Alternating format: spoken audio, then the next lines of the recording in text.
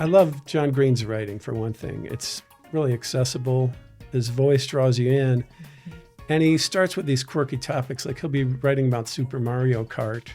And within a few pages, he's talking about community and luck versus skill and these bigger issues. Hi, I'm Kimberly McCorkle, Provost and Senior Vice President for Academic Affairs at East Tennessee State University.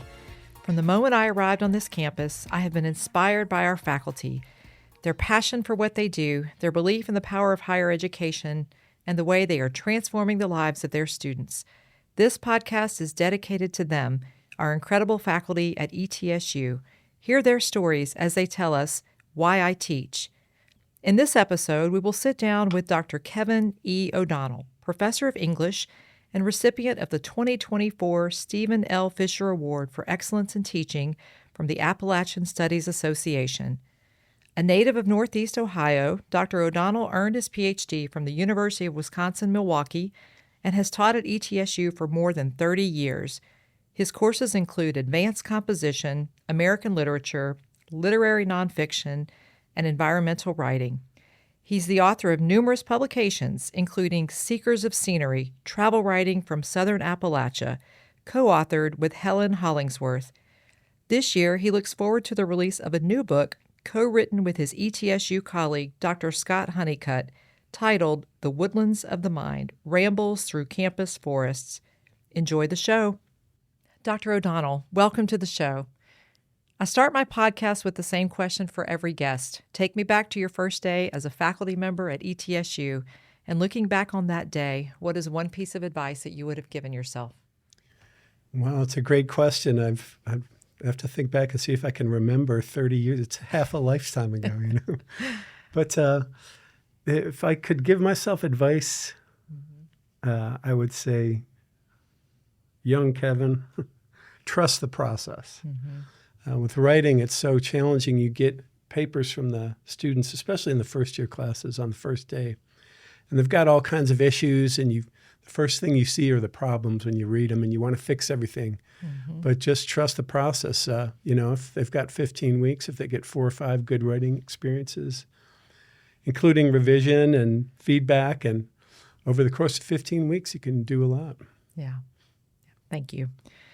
Reflecting on your 30-plus years in the classroom here, how has your approach to teaching literature and composition changed over the years? Yeah, that's kind of a related question. I don't think my philosophy has changed, but a lot of the technology has changed. I mean, I kind of developed the belief in grad school that you learn to write by having an audience and writing for audiences. But 30 years ago, typically students would print one copy, and if you were lucky, you could circulate it, do some group work and stuff, but you couldn't publish it.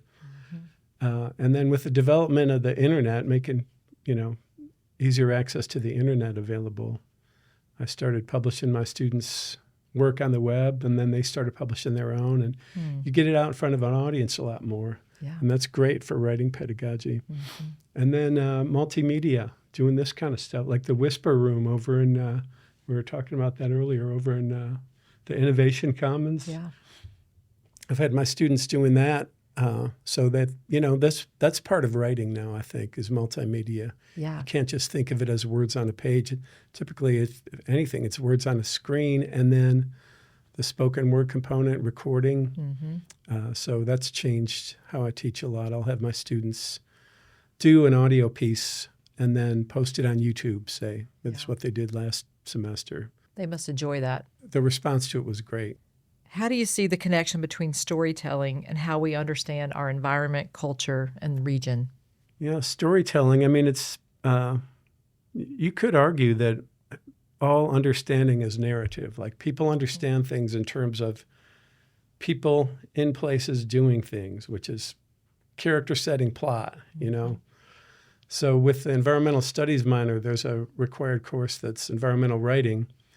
And we get students who are being trained in science, like biologists, who take that minor, and they come in and read some environmental literature, and you've got these science writers using narrative to make sense of the science. So I think it's a crucial component. Yeah. Which literary work or author has been especially rewarding for you to teach over the years, and why? Yeah, I love that question. There's been a lot of them. I'm teaching a book this semester, a novel, 2008 novel by Ron Rash called Serena, which is it's a super well-written, super fun novel, but it takes place in Haywood County, North Carolina in the 1920s when the Smokies were being logged. So it's set against the backdrop of this huge natural resource extraction story that shaped Appalachia, the logging of the great Appalachian forest. But it's also really dramatic. It's got these tightly written chapters. There's some great villains and some shocking murders, and it's a great book. And Ron Rash is coming to our literary festival in April. Fantastic. So students are reading that novel, and I've taught that 4 or 5 times over the years, and it's a great book for an environmental writing class. Is he a regional author? Mm-hmm. Yeah. He's at Western Carolina. He's down in Cullowhee. He's probably about ready to retire, but he grew up in upstate South Carolina. Yeah. And he's a great writer. It must be great for students to connect to a book that's about the region.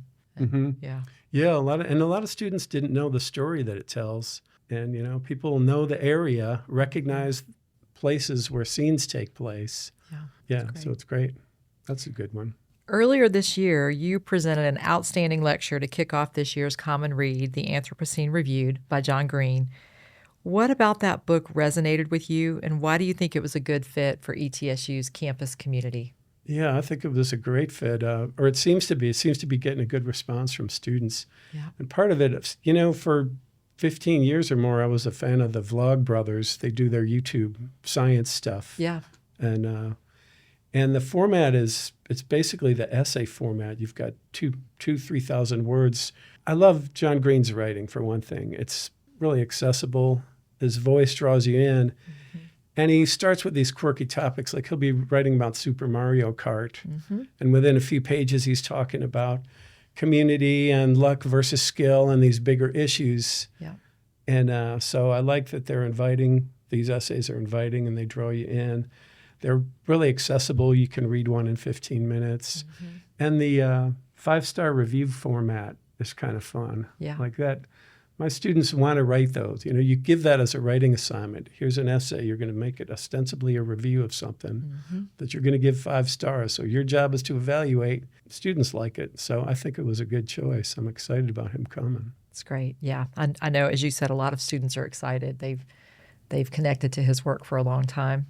Students who've said he taught them what they know about history, for instance. Right, yeah. Right.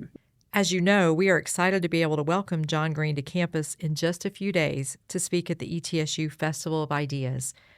From your experience, how does engaging with an author and hearing them talk about their work deepen students' connections to a text compared to just reading it in a classroom?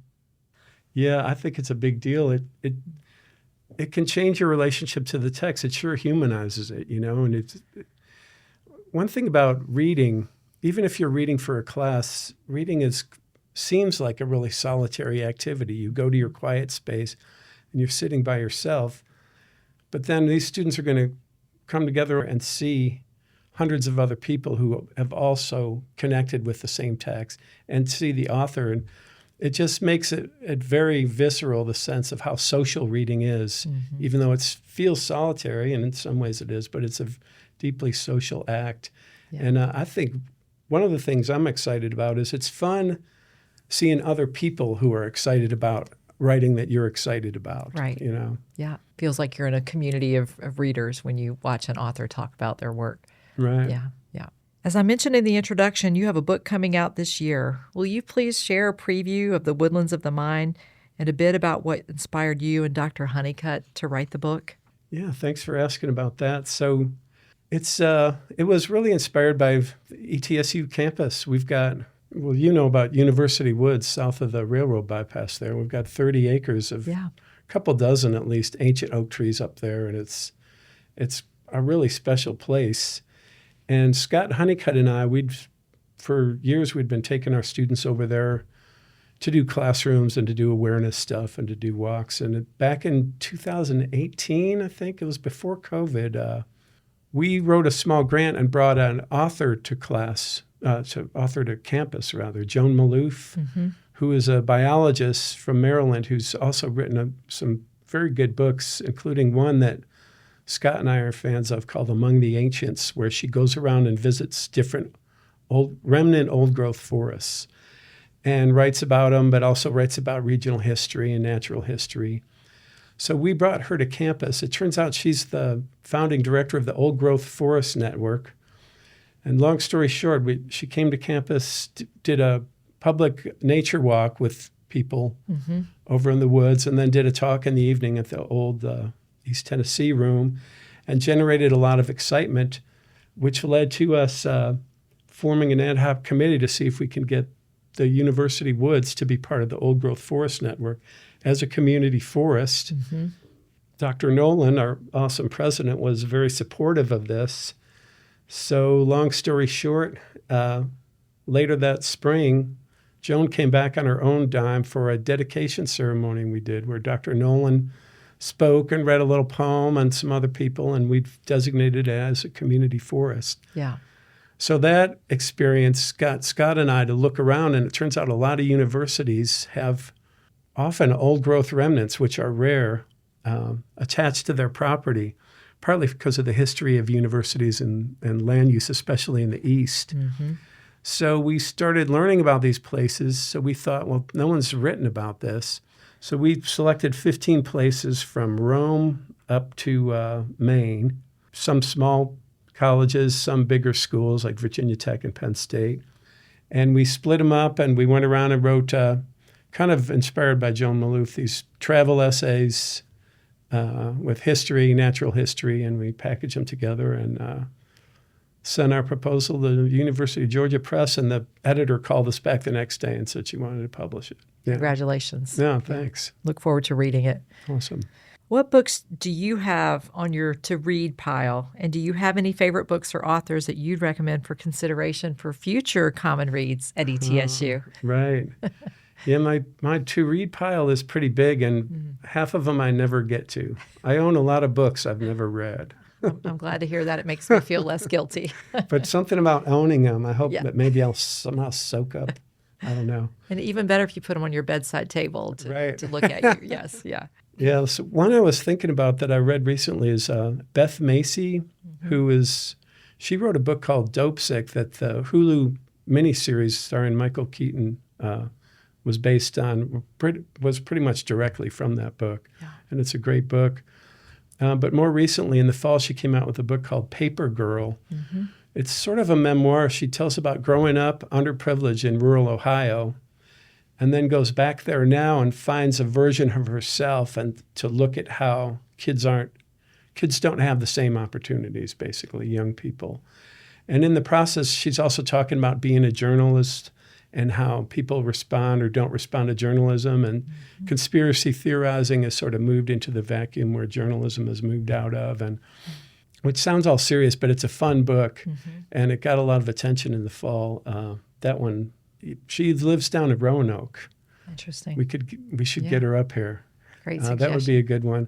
But my dream author would be Elizabeth Kolbert. She's a New Yorker magazine writer who probably about 10 years ago, she published a book called The Sixth Extinction, which won the Pulitzer Prize for general nonfiction, which is an amazing book.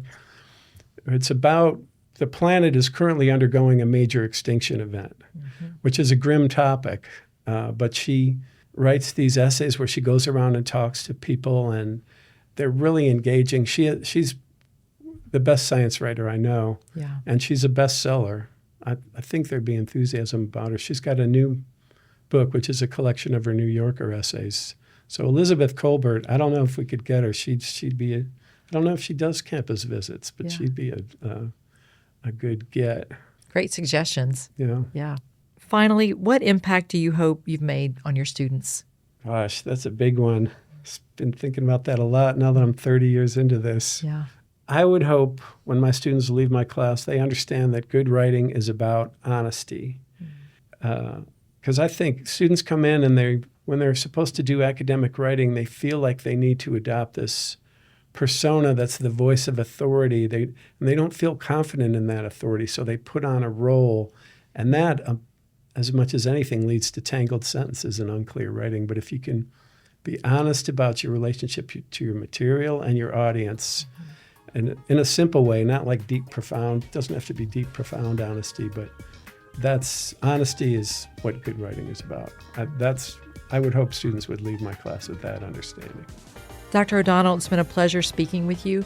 Thank you for your thoughtful reflections on teaching literature and the Common Read experience. Thank you for the way you engage your students with literature. I'm looking forward to adding your new book to my reading list this year. Thanks for listening to Why I Teach.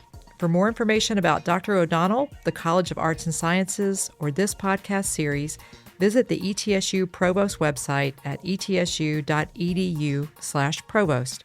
You can follow me on social media at ETSU Provost. And if you enjoyed this episode, please take a moment to like and subscribe to Why I Teach wherever you listen to podcasts.